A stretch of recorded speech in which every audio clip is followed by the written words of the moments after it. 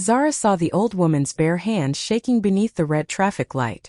Headlights smeared across the wet asphalt, white and gold ribbons trembling in the puddles around her shoes. Cars hissed past within inches of the curb. A delivery rider slowed, looked once at the soaked silk blouse clinging to the woman's narrow shoulders, then drove on. Two men under a black umbrella crossed to the other side of the street without breaking stride. The woman stood alone beside a closed florist shop, clutching a small jade pendant so hard its string had carved a red line into her palm. "Mom!" Zara called, stepping off the sidewalk. Rain immediately soaked through the thin sleeves of her diner uniform. The woman turned at the sound of her voice. Her silver hair was pinned neatly at the nape of her neck, though the storm had loosened soft strands across her face. Her eyes moved over Zara's name tag, then past her, searching the empty street as if someone had vanished between one heartbeat and the next. "Home," the woman whispered. Her accent was gentle, but the word broke apart in her mouth. "I need to go home." Zara glanced at the glowing numbers on the bus stop sign. The last bus had already passed.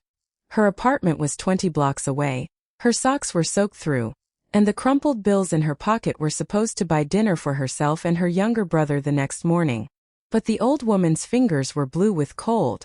Zara took off her own hooded jacket and wrapped it around her shoulders. "Okay," she said, keeping her voice low. "We'll figure it out." The woman flinched when a horn blasted nearby. Zara shifted closer, placing herself between her and the stream of cars. Across the street, a corner market glowed beneath buzzing fluorescent lights. Zara guided the woman through the rain, one careful step at a time, until the bell above the market door chimed and warm air smelling of coffee, ginger, and fried dough rushed over them. Zara counted the bills in her palm. $8.40. Enough for 2 cups of tea or a meal. Not both. She looked through the glass at the old woman standing near the heater, water dripping from the hem of her slacks onto the cracked tile. Then she slid every bill across the counter. 2 hot teas, Zara said. And those sesame rolls. The cashier raised an eyebrow at the wet uniform and empty hands. Zara only waited. Outside, rain hammered the awning like handfuls of gravel. Inside, the woman held the paper cup with both hands, letting the steam touch her face. Zara tore one sesame roll in half and offered it to her. "Do you remember your name?" The woman stared at the bread. Lien. Lien, Zara repeated. "That's beautiful. Do you know an address? A phone number? Anyone I can call?" Lien's expression tightened. She searched the inside pocket of her blouse, then the small pearl-buttoned purse hanging from her wrist. Nothing. No phone. No card. No address. Only the jade pendant and a folded handkerchief embroidered with tiny blue cranes. Zara watched the woman's chin begin to tremble. She reached across the small table, covering Lien's damp hand with her own. "You don't have to remember everything tonight," she said. "You just have to stay warm." Lien looked at her for a long moment.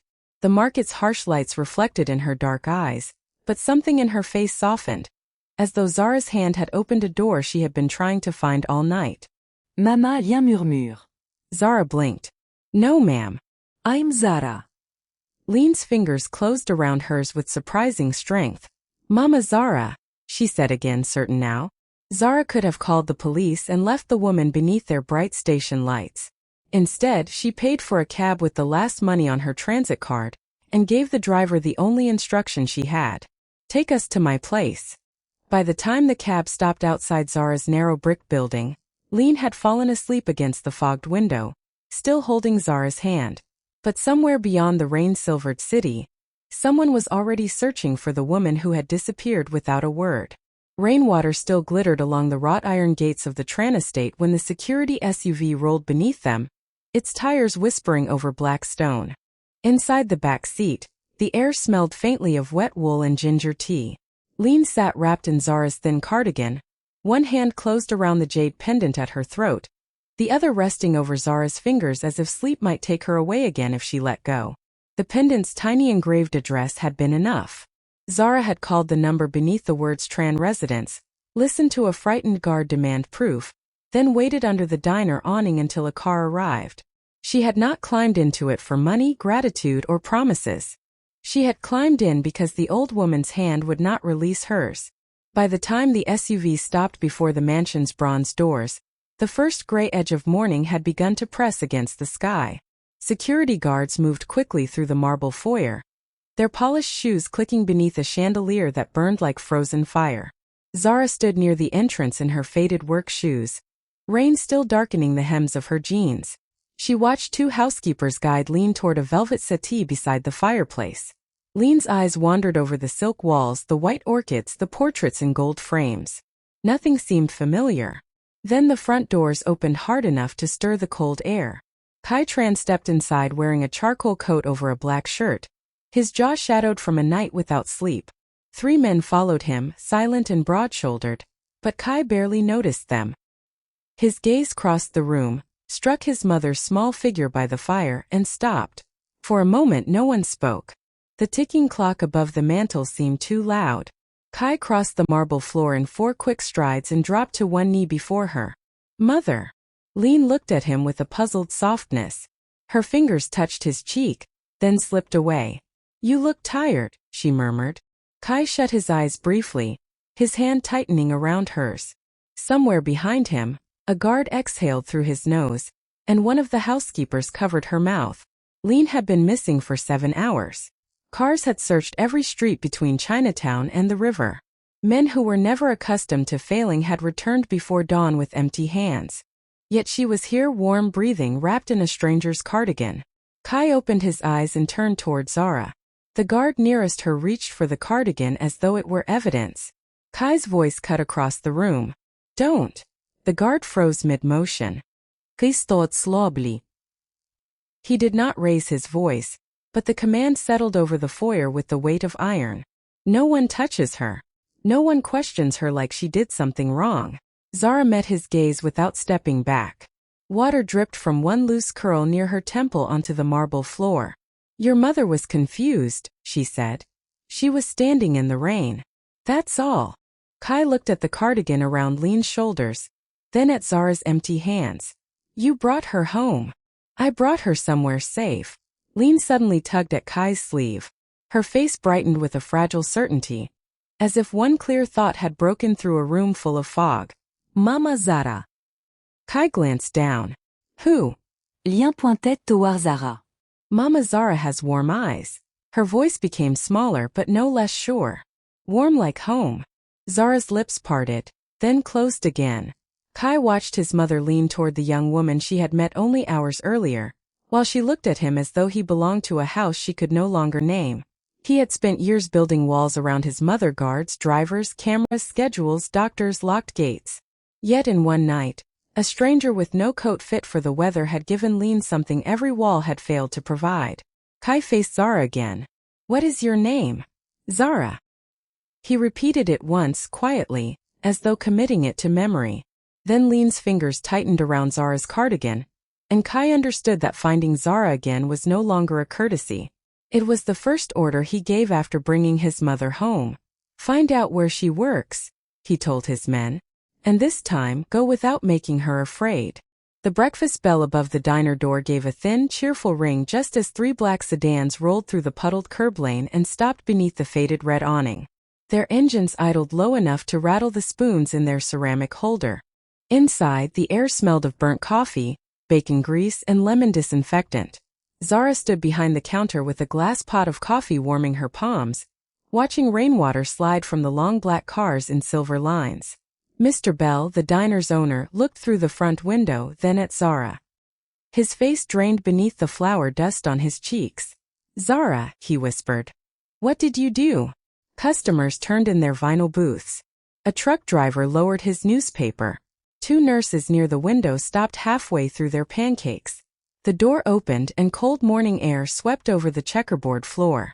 4 men in dark coats entered first, silent and broad-shouldered, their polished shoes leaving dark prints behind them. Tran came last. No umbrelle. No jeri. The gray light caught on the rain at his shoulders and the black watch at his wrist. Mr. Bell moved in front of Zara before he seemed to realize he had done it. "If there's a problem," he said, trying to keep his voice steady, "you talk to me." Kai's eyes passed over him, then settled on Zara. "There isn't a problem," he said. His voice was quiet, but the room heard every word. Not with her. Zara set down the coffee pot. The glass made a small click against the counter. She had seen men like him only from far away, men whose cars made neighborhoods go quiet, whose names were never spoken loudly. But she did not step back. "Then you shouldn't have brought half the city to my job," she said. One of Kai's men shifted near the door. Kai lifted 2 fingers. The man went still. Kai looked around the diner. The cracked sugar packets, the scratched tabletops, the old refrigerator humming behind Zara. Then he reached into his coat and placed a small white business card on the counter. "No envelope. No money. My mother slept through the night," he said. "The first full night she has had in months." Zara's fingers tightened around the edge of the counter, but her face did not change. Kai continued. "She woke before sunrise asking for you. She remembered the tea, the sesame rolls. She remembered that you covered her with your own cardigan." A murmur moved through the diner, softer now. "Mr. Bell slowly lowered his hands. Zara glanced at the card but did not touch it. "Your mother was cold and lost," she said. "That's all I needed to know. You had no reason to leave before I returned." The question came without anger, almost stripped bare by its simplicity. "Why did you?" Zara looked toward the rain-streaked window. A city bus side at the corner. Across the street, a man in a soaked work jacket hurried under a newspaper held above his head. "Because she was safe," Zara said. "Because getting thanked isn't the same as doing the right thing." Kai's jaw tightened once. He had likely watched men accept favors, fear, and money before they had finished being offered. Yet Zara stood in a blue diner uniform, with a coffee stain near her cuff, as if the weight of his name had never entered the room. "You spent your last cash on her," Kai said. "How do you know that?" she asked. He did not answer immediately. The silence sharpened the clink of forks against plates. "My mother told me you had nothing left for breakfast," he said at last. Zara's gaze dropped for 1 second. Then she looked back at him. "She should not have worried about that. She worries about you." Kai pushed the card closer, stopping it at the line where the counter's laminate had split years ago. "Call if she asks for you again." Zara picked up the card, studied the embossed black letters, then slid it into the pocket of her apron. Not because he had asked. Not because the men at the door were watching. Because somewhere behind those iron gates, an elderly woman with a jade pendant might wake frightened and call for the only warm eyes she remembered. Kai turned to leave, but Zara's voice stopped him before he reached the door. "Mr. Tran." He faced her. "If you really want to know why I left," she said, "start by asking yourself why your mother could disappear for 7 hours in a house built to keep everything in." The diner went silent. Rain tapped the windows like impatient fingers. Kai stood beneath the buzzing fluorescent light, his hand still on the door, and for the first time that morning, he had no answer. The rain had thinned to a gray mist, leaving the diner windows filmed with water and the sidewalk shining like black glass beneath the street lamps. Somewhere behind the kitchen wall, bacon hissed on the grill, and the smell of burnt coffee hung low beneath the fluorescent lights. Kai's hand remained on the door handle. Zara stood across the room with both palms resting on the cracked laminate counter, her apron still damp at the hem from the walk she had taken with Lien before dawn. Mr. Bell watched from beside the register, his shoulders rigid, a dish towel twisted between his fingers. Kai did not answer her question. Instead, he looked toward the black sedan at the curb. One of his men stepped forward through the rain, carrying a narrow leather case. The man placed it on the counter with both hands. The soft click of the brass clasp seemed louder than the kitchen's frying pan. Kai opened it. Neat stacks of $100 bills filled the case, their edges sharp and pale beneath the diner's hard white light. "This is for last night," he said. His voice had lost none of its control, but it no longer cut through the room like a threat. "For the cab, the food, your time, whatever you had to give up to keep my mother safe." Zara stared at the money without touching it. A customer near the window lowered his spoon into his soup. Mr. Bell's face changed first, relief then worry, then something quieter when Zara reached over and closed the case. "No," she said. Kai's eyes narrowed by the smallest degree. Men like him were accustomed to refusals that became negotiations. Zara pushed the leather case back across the counter. "You don't get to turn a person into a receipt because you feel guilty." The words landed cleanly. Kai did not move. Outside, a bus groaned through a puddle, spraying a silver fan of water along the curb. Zara removed the black card from her apron pocket and set it beside the case. And don't send cars here again unless your mother needs me. Mr. Bell has a business. These people have enough problems without wondering whether they should duck under tables because a powerful man wants an answer. Mr. Bell blinked at her, then slowly straightened behind the register. Kai looked around the diner, the chipped red stools, the sugar packets stuck to the table from spilled syrup, the old owner who had given Zara shifts when other places had not called her back. For the first time, the room was not beneath him. It was simply hers. I did not come to frighten you, Kai said. Intent doesn't always matter, Zara replied. Not when everybody else has to carry the weight of it. He took a measured breath, then closed the cash case himself. His bodyguard reached for it, but Kai held it a second longer, as if the leather suddenly weighed more than it should. Zara stepped around the counter. She did not raise her voice. She did not need to. Your mother didn't wander away because she wanted to embarrass you. She was cold. She was confused. She was scared, and she kept looking at every car like she expected someone to come. Kai's gaze fixed on the rain streaking down the glass. We have security at every gate, he said. We have staff around her all day. That's not what I said. Zara's voice softened, but it did not bend. Your mother doesn't need more guards following her from room to room. She needs a son who will sit down and listen when she's afraid. The grill stopped sizzling. Mr. Bell had turned it off without anyone noticing.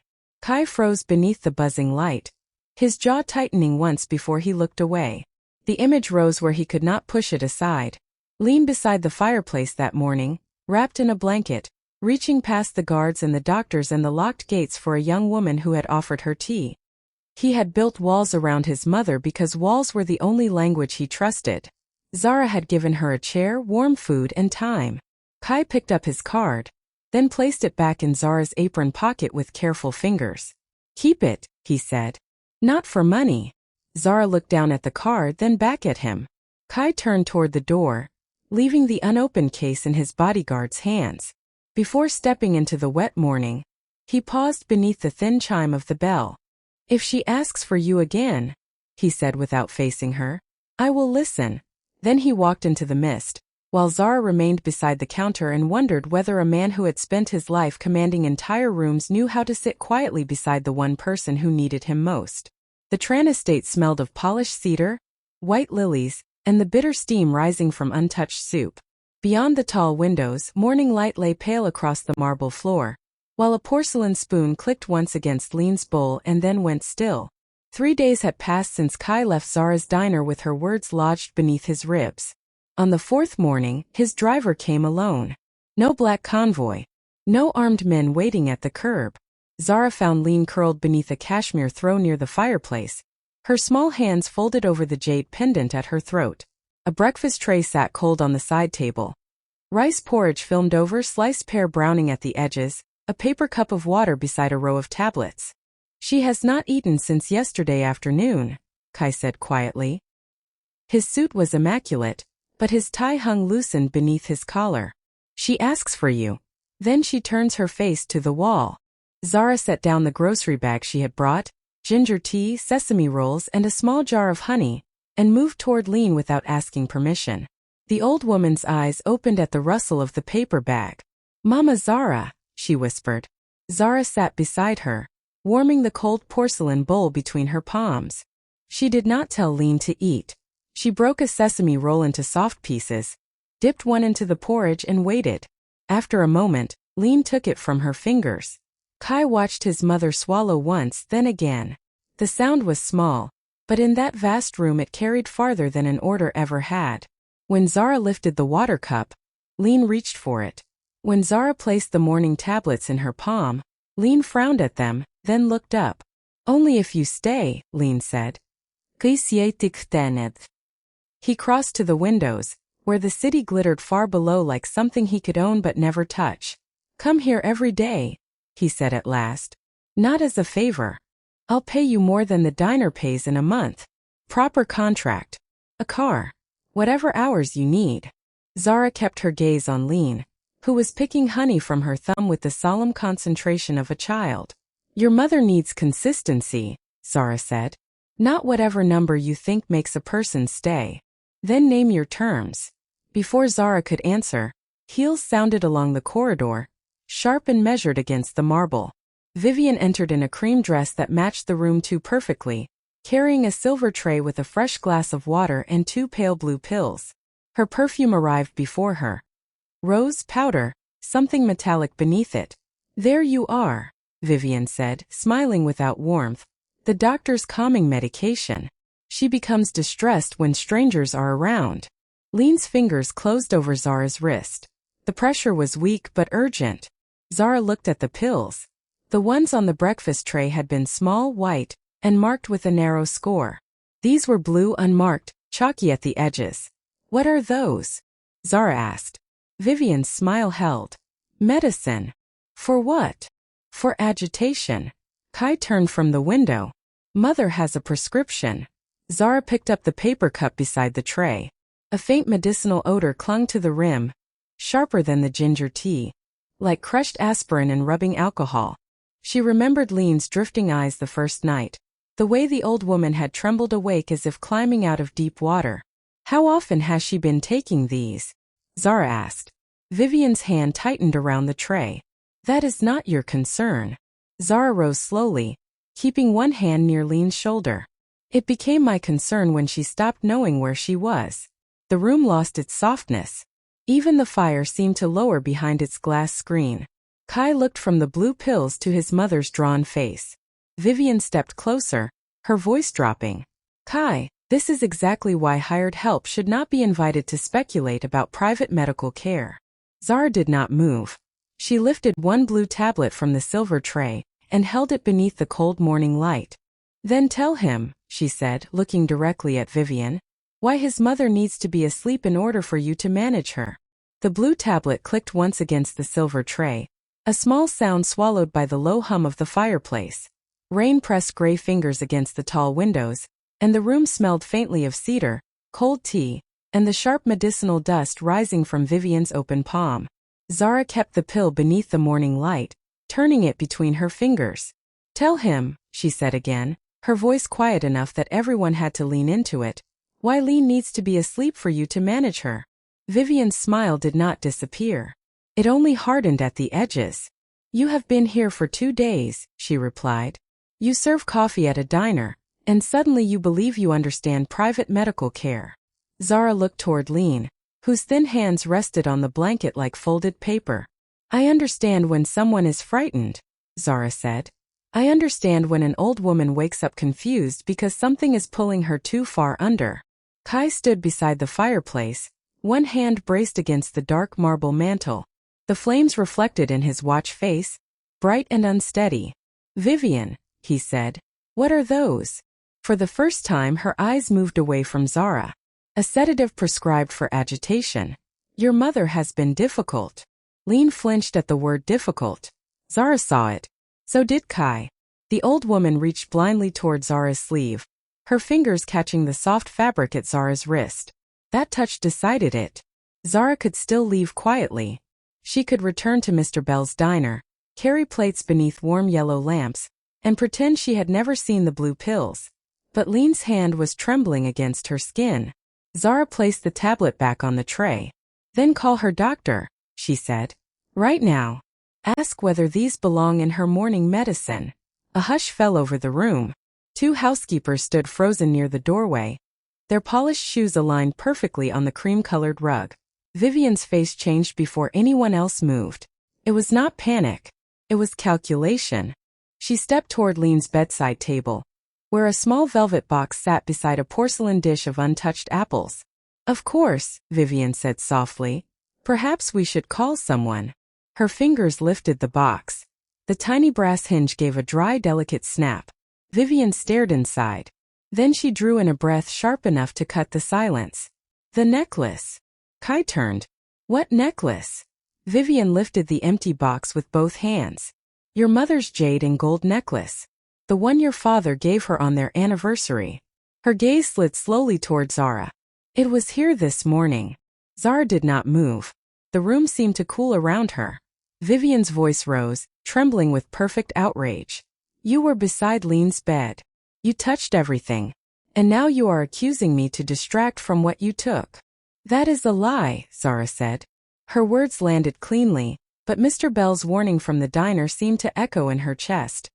Powerful people did not need proof when they had a room full of frightened witnesses. Search the room, Vivian said. Search her bag. Zara looked at him then. Not at Vivian. Kai. You can do that, she said. But do not call it truth. The security chief hesitated near the door. Kai said nothing. That silence was enough. Zara picked up her worn canvas bag from the chair herself and set it on the glass table. The zipper rasped loudly in the quiet room. Inside were a faded wallet, a diner apron, a packet of tissues, and the small paper bag that had once carried sesame rolls. Nothing else. Vivian crossed the room, reached into the bag with manicured fingers, and pulled out a velvet pouch. The necklace gleamed from her hand, jade green against the pale gold chain. One housekeeper gasped. Lien made a broken sound from the bed. Zara stared at the pouch. Her face did not collapse. It went still. I did not put that there, she said. Vivian's eyes shone with false hurt. Kai, she cannot remain in this house. Kai looked at the necklace, then at Zara, rainwater darkening the windows behind her. His voice came low and distant. You need to leave for now.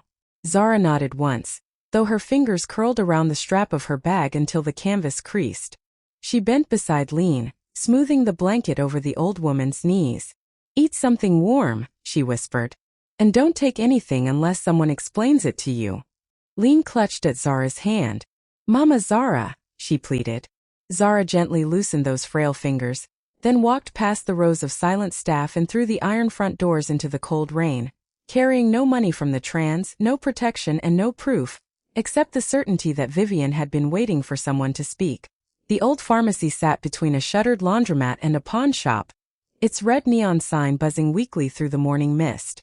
Inside, the air smelled of rubbing alcohol, dust, and paper bags that had yellowed at the folds. Zara stepped in with rain still darkening the shoulders of her coat, the canvas strap of her bag pressed tight beneath her hand. She had not called Kai. She had not returned to the diner.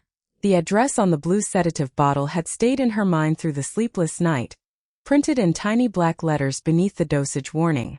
Behind the counter, an elderly pharmacist with silver glasses looked up from a stack of invoices. His gaze moved from Zara's wet shoes to the bottle she placed on the glass. I need to know who bought these, Zara said. For Lien Tran. The man's face closed at once. Patient records are private. Zara nodded, then slid the bottle closer. Its label had been peeled back once and pressed down again, leaving a thin white scar across the plastic. Then don't tell me anything you can't tell me. Just look at the dosage. He hesitated. Rain ticked against the front window. A delivery truck groaned somewhere on the street, then pulled away. The pharmacist lifted the bottle with 2 fingers, read the faded print, and reached for a small ledger beneath the counter. His hand stopped halfway. This is not what an elderly woman with memory problems should be taking every day, he said quietly. Not at this strength. Zara's jaw tightened. Was it filled here? For several seconds the only sound was the turning ceiling fan, its blades cutting the stale air. Then the pharmacist opened the ledger. A woman came in 3 times this month. Expensive coat. Dark hair. She said the family wanted Mrs. Tran for visitors. Zara did not need a name. She watched his finger travel down the line of dates, each refill closer together than the last. That dose should have lasted 30 days, he murmured. She bought enough for nearly 90. Can you print it? Zara asked. Not a medical file. Just the purchase receipts. The pharmacist looked toward the street, where a black SUV rolled slowly past the fogged window. Miss, people who come asking about the Tran family usually do not come alone. Neither did the woman who bought them, Zara said. But Lien was alone when she wandered into the rain. Something in the old man's expression shifted.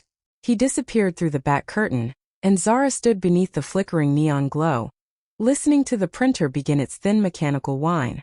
3 receipts emerged, warm from the machine. Each one carried Vivian's signature, the drug name, and instructions that did not match the pills Zara had helped Lien take that morning. Zara folded the pages carefully and placed them inside her bag. The pharmacist lowered his voice. If those pills were given as often as these receipts suggest, Mrs. Tran may have been kept confused on purpose. Zara looked down at the ink trembling faintly in her hand.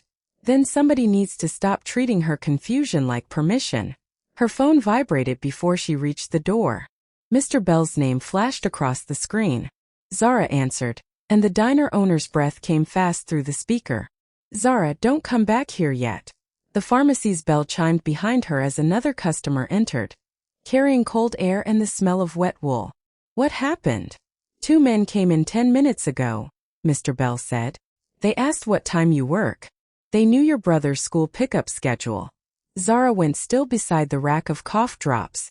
Across the street, a dark sedan idled beneath the dripping awning of the pawn shop. Did they say who sent them? Mr. Bell swallowed. They left an envelope. A message appeared on Zara's phone before he could say more. It was a photograph of her younger brother standing outside his school, backpack hanging from one shoulder, unaware of the camera watching him. Beneath it were 6 words from an unknown number. Return the receipts by sunset. Crystal chandeliers threw hard white light across the ballroom, turning the black marble floor into a sheet of ice beneath polished shoes. Cigarette smoke, expensive cologne, and the bitter scent of untouched whiskey hung under the low murmur of men who had built alliances with handshakes no one dared break. At the center table, Tran stood beside Vivian in a midnight blue gown, her diamond ring catching every flicker of candlelight. A silver envelope waited beside his place setting. Mr. Bell had sent it through one of Kai's drivers with only 4 words written across the seal. For Lien. For Zara. Kai opened it beneath the tablecloth. Inside were copies of the pharmacy receipts, each bearing Vivian's signature, Lien Tran's name, and quantities of blue sedatives no elderly woman should have been given. Behind them lay a printed photograph of Zara's younger brother outside his school. Kai's fingers closed around the paper until its edges bent. Across the room, Vivian lifted her glass toward a table of older men in tailored suits. Tonight, she said, her smile thin and perfect, our families become impossible to challenge. Kai looked at the blue ink, then at the woman who had slept peacefully while his mother wandered through cold rain calling for warmth. The orchestra softened into a string of nervous notes. Heroes. Chairs scraped the marble. Every conversation near the stage died at once. Vivian's smile faltered when Kai took the microphone from the banquet manager's hand.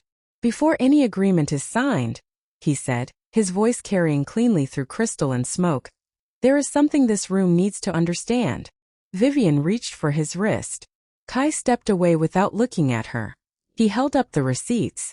These were purchased under my mother's name. Wrong medication. Wrong strength. Enough to keep an old woman confused, quiet, and dependent. A ripple moved through the room. One of Vivian's uncles leaned forward, his heavy gold watch flashing beneath the chandelier. Bekare fulki. You are speaking about your fiancée. No, Kai said. I am speaking about my mother. Vivian's face tightened. That diner girl filled your head with lies because she wants access to your money. Kai placed the photograph beside the microphone, where everyone could see the school backpack on Zara's brother's shoulder. And when Zara found the truth, someone sent this to frighten her into silence. The silence that followed was colder than the rain outside. Vivian's lips parted but no sound came. Kai removed the engagement ring from his pocket.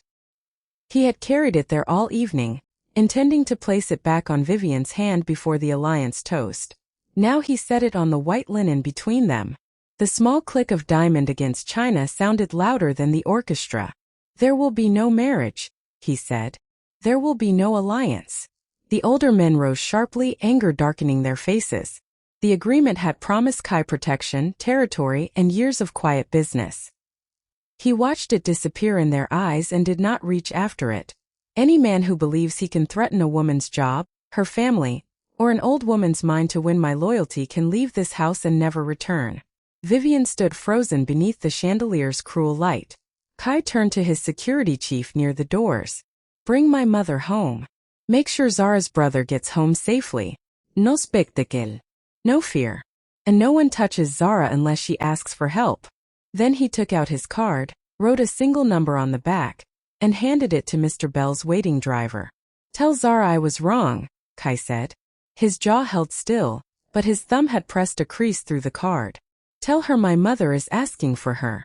And tell her this time I will listen if she says no." Outside, rain hammered the long black sedans as the alliance dissolved behind him. Inside the ballroom, the ring remained on the table, bright and useless, while Kai waited to learn whether the woman he had failed would ever choose to walk through his doors again. The scent of ginger tea drifted through the Tran estate before sunrise, warm against the rain-damp air that clung to the stone corridors. In Lien's sitting room, pale morning light rested on the silk curtains, and a small plate of sesame rolls waited untouched beside a porcelain cup. Zara stood just inside the doorway with her coat still buttoned, one hand around the strap of her worn bag. She had come alone. Not because Kai's card had persuaded her, and not because the black sedan waiting at the curb could have carried her anywhere she did not choose to go. Lien saw her first. The old woman's fingers trembled against the knitted blanket over her knees, then reached across the space between them. "Mama Zara," she whispered. The name landed softly in the quiet room. Zara crossed to her, set down the tea, and took Lien's hand with both of hers. Her thumb moved slowly over the thin blue veins beneath Lien's skin. "I'm here," Zara said. "But we're going to do this differently." Kai stood near the windows in a dark shirt with no jacket, the gray light cutting across the tired lines beneath his eyes. He did not step forward. He did not offer money. On the low table between them sat a cream folder, a fountain pen and a single sheet of paper. Zara opened the folder herself. The contract was simple. Companion care for Lien, fixed hours, medical decisions documented by a licensed doctor. No medication given without explanation. No locked doors, no silent orders from the family. Her pay was fair. Her days off were written in black ink. So was one final condition. Zara looked up at Kai. "My brother stays out of this house," she said. "His school, his friends, his life. No drivers watching him from across the street. No men standing near his gate. Protection only if there is a real danger, and only in a way that lets him still be a kid." Kai's jaw tightened once. Then he picked up the pen, drew a line through the security clause his lawyer had added, and wrote beneath it in his own hand, "At Zara's request only." He slid the folder back to her. "Agreed." No command followed. No warning. Just that one word, quiet enough that the rain nearly swallowed it. Zara read every page. Lien watched her with the solemn patience of someone who had spent too long being spoken over. When Zara finally signed, the pen scratched softly across the paper. It was not gratitude. It was not surrender. It was a choice with her own name at the bottom. Lien exhaled a small unsteady sound, then pointed to the sesame rolls. Zara smiled and broke one into careful pieces. "One bite," she said. "Then tea." Lien obeyed, chewing slowly while Zara waited beside her instead of rushing her. Kai remained where he was until his mother lifted her free hand toward him. For a moment he looked like the feared man from the ballroom again, still guarded, built from control. Then he crossed the room and sat in the chair beside her. Not at the head of the room. Not above either woman. Just close enough for Lien to touch his sleeve. Zara watched him lower his head as his mother murmured something only he could hear. He did not ask what she meant. He only listened. Outside, the rain eased into a silver mist over the iron gates. Inside, the house that had once echoed with orders, footsteps, and locked silence held the gentle clink of a spoon against porcelain. Lien's hand rested in Zara's. Kai's hand rested beneath his mother's trembling fingers. And in that quiet room, he understood that money could buy obedience, but it could never buy a home.